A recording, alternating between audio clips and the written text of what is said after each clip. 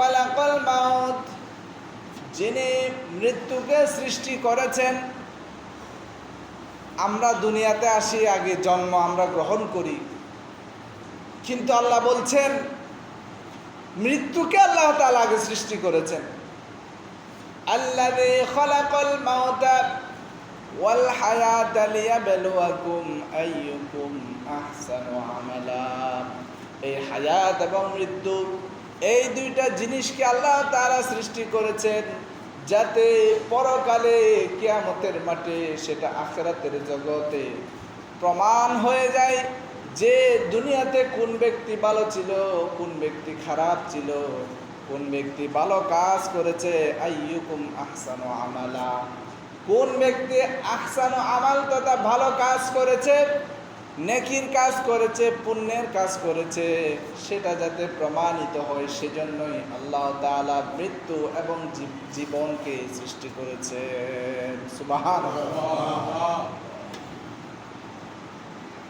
রাসূল করিম সাল্লাল্লাহু তাআলা আলাইহি ওয়াসাল্লাম আরেকখানা হাদিসে পাকের মধ্যে ইরশাদ করেন, ও আমার বান্দারা, ও আমার সাহাবায়ে কেরাম, ও আমার উম্মতেরা, মৃত্যুর ব্যাপারে, মৃত্যুর ভয়াবহতার ব্যাপারে, মৃত্যুর জটিল কঠিন বিপদের ব্যাপারে আমি যেভাবে জানি সেভাবে যদি তোমরা জানতে, আমি যেভাবে মৃত্যুকে চিনি, মৃত্যুর সাথে আমার পরিচয় আছে, সেভাবে যদি মৃত্যুর সাথে তোমাদের পরিচয় থাকতো, তাহলে তোমরা দুনিয়ার মধ্যে হাসি ঠাট্টা করতে না, তোমরা হাসতে না, বেশি বেশি হাসতে না, বরঞ্চ তোমরা বেশি বেশি কান্না করতে। আল্লাহ তাআলা কালামে পাকের মধ্যে বলেন, ফালইয়াদহাকু কলিলান ওয়ালিয়াবকু কাসীরা। ফালইয়াদহাকু, ও আমার বান্দারা, তোমরা বেশি হাসিও না, অট্ট হাসি দিও না, হাসি ঠাট্টা মজাক করে করে তোমাদের হায়াতে জিন্দেগিকে ধ্বংস করে দিও না, বরঞ্চ তোমরা ফালইয়াদহাকু কলিলান ওয়ালিয়াবকু কাসীরা, বরঞ্চ তোমরা বেশি বেশি কান্না করো। আল্লাহর আযাব ও গজব থেকে বাঁচার জন্য, মৃত্যু যন্ত্রণা থেকে বাঁচার জন্য, কবরের নিঃসঙ্গতা থেকে বাঁচার জন্য, একাকিত্ব থেকে বাঁচার জন্য তোমরা বেশি বেশি আল্লাহর দরবারে কান্না করো। সুবহানাল্লাহ। বর্তমান সময়ের মধ্যে আমরা যদি দেখি, আমাদের সমাজে বিভিন্ন জায়গায় এমন মানুষ মারা যায় আমরা কখনো চিন্তাও করি না যে এই মানুষটা মারা গেছে, যে কিছুক্ষণ আগে সেলুন থেকে সেভ করেছে, নিজে হেঁটে ঘরে গিয়েছে, ঘরে যাওয়ার পরে সে প্রস্তুতি নিচ্ছে বেড়াতে যাওয়ার জন্য, দাওয়াত খাওয়ার জন্য, সে হঠাৎ করে বুকে ব্যথা করছে বলে পড়ে গেল, সাথে সাথে ইন্তেকাল হয়ে গেল। ইন্না লিল্লাহি ওয়া ইন্না ইলাইহি রাজিউন। এই দুনিয়ার জগতে, এই হায়াতে জিন্দেগির মধ্যে আমাদের জীবনকে সুন্দর করার জন্য, সুখ শান্তির জন্য আমরা কত ধরনের পরিকল্পনা করি, কত ধরনের প্ল্যান করি, যে আমি কালকে সকালে ঘুম থেকে উঠে এই কাজটা করব, অমুক ব্যবসার এই ডিলটা করব, চুক্তিটা করব, অমুক সময়ের মধ্যে আমাকে চাকরির মধ্যে জয়েন করতে হবে, পরের দিন আমি বিদেশে যাব, এইটা করব, সেটা করব, বিভিন্ন ধরনের প্ল্যান পরিকল্পনা থাকে। খাওয়ার সময় আমরা বিভিন্ন ধরনের খাবার খাই, আমাদের জিহ্বার মধ্যে বিভিন্ন খাবারের স্বাদগুলো আমরা কি করে আস্বাদন করি। এক এক তরকারি, এক এক খাবারের এক এক ধরনের স্বাদ। আর আল্লাহ তাআলা বলছেন, কুল্লু নাফসিন যায়িকাতুল মাউত। ও আমার বান্দারা, তোমরা জেনে রাখো, তোমরা শুনে রাখো, কুল্লু নাফসিন যায়িকাতুল মাউত। যেই জিহ্বা দিয়ে তুমি বিভিন্ন ধরনের শাক সবজি, তরি তরকারি, খাবার দাবার, বিভিন্ন ধরনের জিনিসের, বিভিন্ন ধরনের খাদ্যবস্তুর তোমরা স্বাদ গ্রহণ করছো, ওই একই জিহ্বা দিয়েই তোমাকে মৃত্যুর স্বাদ গ্রহণ করতে হবে। সুবহানাল্লাহ। তাহলে মৃত্যু এমন এক প্রতিপক্ষ যে সে আমাদের কাছ থেকে যেটাই চাই সেটাই ছিনিয়ে নিতে পারে, সে যা চায় তাই করতে পারে।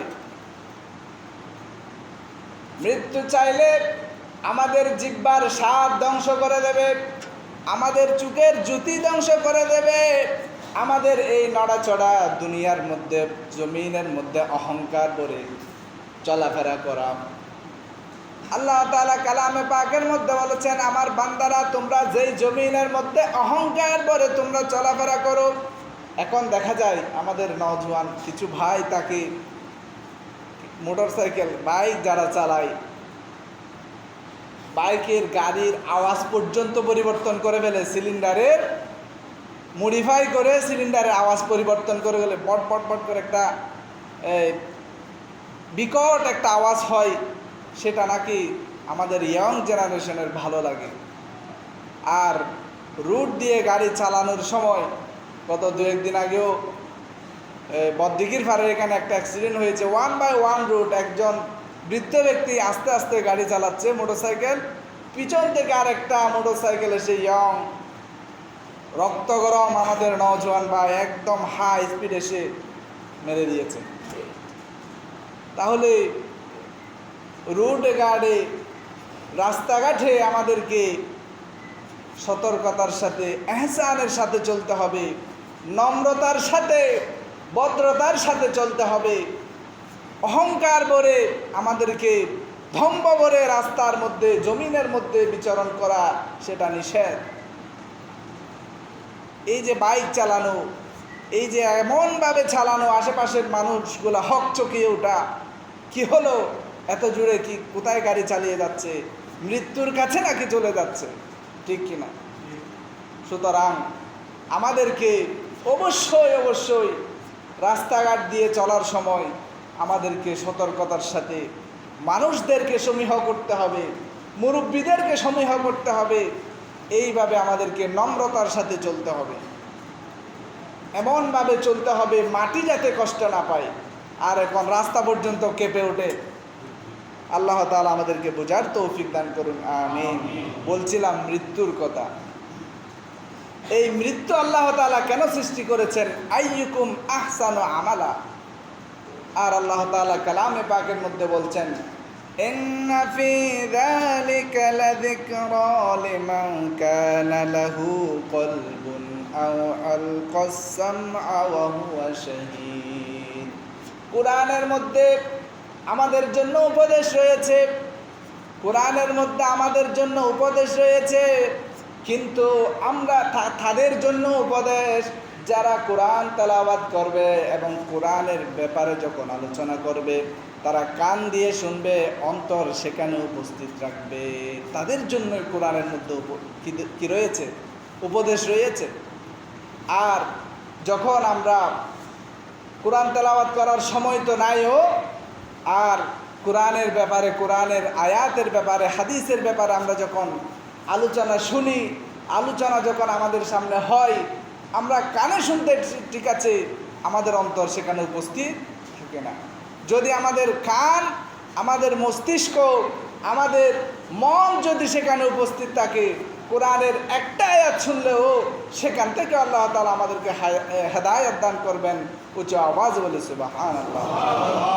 আজকের খুতবার মধ্যে এসেছে, ইয়া আইয়ুহাল্লাযীনা আমানুত্তাকুল্লাহ, ও ঈমানদারগণ, যারা আমার উপর বিশ্বাস করেছো, আমার উপর ঈমান এনেছো, ইত্তাকুল্লাহ, তোমরা আল্লাহকে ভয় করো, ওয়াল তানদুর নাফসুম মা কদ্দামাত লিগাদিন ওয়াত্তাকুল্লাহ, এবং ওই ব্যাপারে তোমরা হিসাব নিকাশ করো, ওই দিকে একটু নজর দাও যে তোমরা অগ্রে তোমাদের পরকালের জন্য কি বিষয় তোমরা সঞ্চয় করেছো, কোন জিনিস তোমরা সঞ্চয় করেছো। ওয়াল তানদুর নাফসুম মা কদ্দামাত লিগাদ ওয়াত্তাকুল্লাহ, অবশ্যই অবশ্যই আল্লাহকে ভয় করো। ইন্নাল্লাহা খাবীরুম বিমা তা'মালুন, যে আল্লাহ তোমাদের সব ধরনের কর্মকাণ্ডের ব্যাপারে একদম পায়ে পায়ে 100% হিসাব রাখে, খবর রাখে। সুবহানাল্লাহ। আমরা কি করি কি না করি, কি করার খেয়াল আমাদের অন্তরে থাকে, সবগুলার ব্যাপারে আল্লাহ তাআলা খবর রাখেন। তাহলে আমরা যদি আমাদের অন্তরে ভালো কাজ করার, ভালো কিছু করার কি করি, চিন্তা ভাবনা করি, সেটাও আল্লাহ তাআলা জানবেন। এবং খারাপ কিছু করার চিন্তা ভাবনা করলে সেটাও আল্লাহ তাআলা জানবেন। সুতরাং আমাদেরকে পরকাল, যেই কালের কোনো শেষ নাই, ইন্তেকাল, আমি বারবার বলি ইন্তেকাল শব্দের অর্থ হচ্ছে স্থানান্তর, এক জায়গা থেকে আরেক জায়গায় যাওয়া, এক জায়গা থেকে আরেক জায়গায় যাওয়া। দুনিয়াটা হচ্ছে একটা জায়গা, ইন্তেকাল হচ্ছে একটা ব্রিজ, এবং পরকাল হচ্ছে আরেকটা জায়গা। দুনিয়াটা সীমাবদ্ধ, দুনিয়ার সময়টা সীমাবদ্ধ, দুনিয়ার চাওয়া পাওয়া, চাহিদা, হায়াত, জিন্দেগি সবগুলা সীমাবদ্ধ। কিন্তু যেই কালের মধ্যে আমরা যাব সেই কালের কোনো সীমা নাই। জীবনের একবারই মৃত্যু হবে, একবারই সে এক জায়গা থেকে আরেক জায়গায় যেতে পারবে, দ্বিতীয়বার সে উল্টা আর ফিরে আসতে পারবে না। তাহলে এমন জগতে আমরা যাব যেখানে শেষ বলতে কিছুই নাই, মৃত্যু বলতে কিছুই নাই। সেখানে যদি আমরা দুনিয়া থেকে প্রস্তুতি নিয়ে যেতে পারি, আমরা যদি ভালো অবস্থানের মধ্যে থাকতে পারি, জাহান্নাম থেকে, জাহান্নামের আগুন থেকে আমরা যদি মুক্তি পাওয়ার মতো সেই সম্বল নিয়ে যেতে পারি, তাহলে আমাদের আর কোনো চিন্তা নাই। আর যদি আমরা একবার বিপদের মধ্যে গিয়ে পড়ে যাই, সেই বিপদ থেকে উদ্ধার পাওয়ার কোনো সুযোগ নাই। আল্লাহ তাআলা আমাদেরকে ভালোভাবে বোঝার তৌফিক দান করুন, আমিন। বেশি বেশি ইবাদত বন্দেগী করার তৌফিক দান করুন, আমিন। এবং সমাজের মধ্যে, দেশের মধ্যে সুশৃঙ্খল বজায় রেখে ভালো কাজ, ভালো উদ্যোগ, সদকায়ে জারিয়া, এই সমস্ত ভালো কাজগুলা করার তৌফিক দান করুন, আমিন। এবং মৃত্যুকে বেশি বেশি স্মরণ করার তৌফিক দান করুন। মৃত্যুকে আমরা স্মরণ করলে আর না করলেও মৃত্যু আমাদেরকে প্রতিদিন স্মরণ করে। সেজন্য আল্লাহ রাসূল বলেছে, তোমরা প্রতিদিন বেশি বেশি ইস্তেগফার করো। মৃত্যু আমাদেরকে দৈনিক 5 বার প্রত্যেকটা মানুষের দুয়ারের মধ্যে গিয়ে বলে আসে, ও মানুষ, ও বান্দা, ও দুনিয়ার পথযাত্রী, তোমরা একটু নিজেকে খেয়াল করো। আমি খবর, আমি খবর, আমি মৃত্যু, আমি তোমার জন্য অপেক্ষা করছি। তুমি যখন আসবে আমার জন্য প্রস্তুতি নিয়ে আসিও, আর যদি আমার জন্য প্রস্তুতি নিয়ে না আসো, আমি তোমাকে ধ্বংস করে দেব। আমার জন্য তুমি প্রস্তুতি নাও। আমাদেরকে সেই খবরের, সেই মৃত্যুর কথা বেশি বেশি স্মরণ করে, বেশি বেশি তওবা করে, বেশি বেশি ইবাদত বন্দেগী করে ওই পরকালের সঞ্চয় আমাদেরকে বৃদ্ধি করার তৌফিক দান করুন, আমিন। বাংলাদেশে অনেক ইয়ারা আছে না, শাসক নেতারা আছে না, আমি কোনো দলের ব্যাপারে বলতেছি না, বাংলাদেশের মধ্যে প্রায় সময় দেখা যায় যারা এই শাসন করতে আসে তারাই শোষণ করে, ওই অন্য দেশের মধ্যে নিয়ে গিয়ে কি করে, সঞ্চয় করে, যাতে সরকার এটা যদি চেঞ্জ হয়ে যায়, আমি আমার যে সঞ্চয় করেছি সেখানে গিয়ে আমি স্থায়ী হয়ে যাব। এরকম একটা গল্পও আছে। একজন ব্যক্তি জাহাজে করে সফরে বের হয়েছে, বের হওয়ার প্রতিমধ্যে একটা ঝড় আসলো, সাগরের মধ্যে তুফান হলো, জাহাজ উল্টে গেল, সবাই মরে গেল। সে একটা দ্বীপের মধ্যে গিয়ে পৌঁছলো।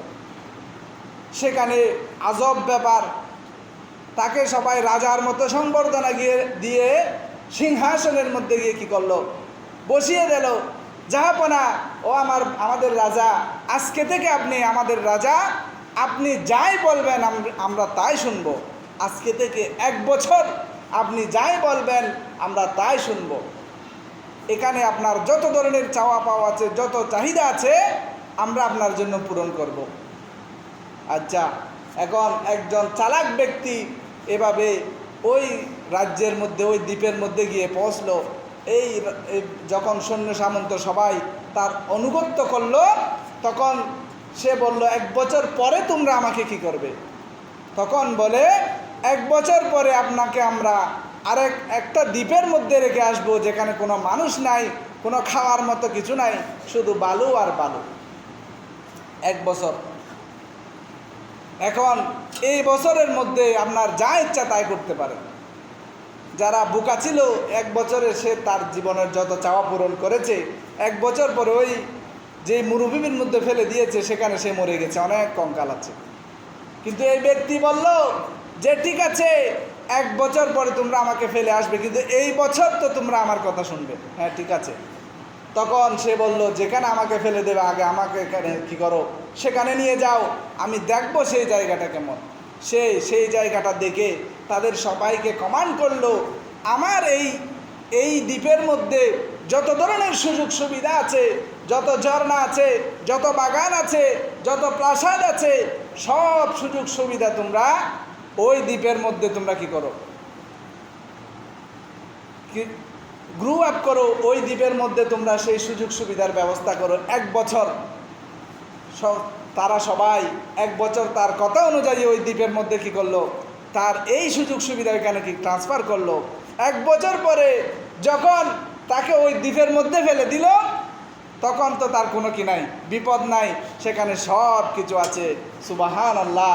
এভাবে আমরাও যাতে এই দুনিয়ার জিন্দেগি থেকে খবরের জিন্দেগি, আখিরাতের জিন্দেগি, কিয়ামতের জিন্দেগি এবং সর্বশেষ বেহেশতের সেই যাবতীয় নিয়ামত যাতে আমরা অর্জন করতে পারি এই দুনিয়ার মধ্যে থেকে, ওই বাদশার 1 বছর আর আমাদের হায়াতে জিন্দেগি 50-60 বছর, এই হায়াতে জিন্দেগির মধ্যে পরকালের সেই সুযোগ সুবিধা যাতে আমরা গ্রহণ করতে পারি, সেভাবে প্রস্তুতি গ্রহণ করার তৌফিক দান করুন। আমিন। ওয়া আখিরু দাওয়ানা আলহামদুলিল্লাহি রাব্বিল আলামিন। যারা সুন্নাত আদায় করেন নাই 4 রাকাত সুন্নাত আদায় করুন।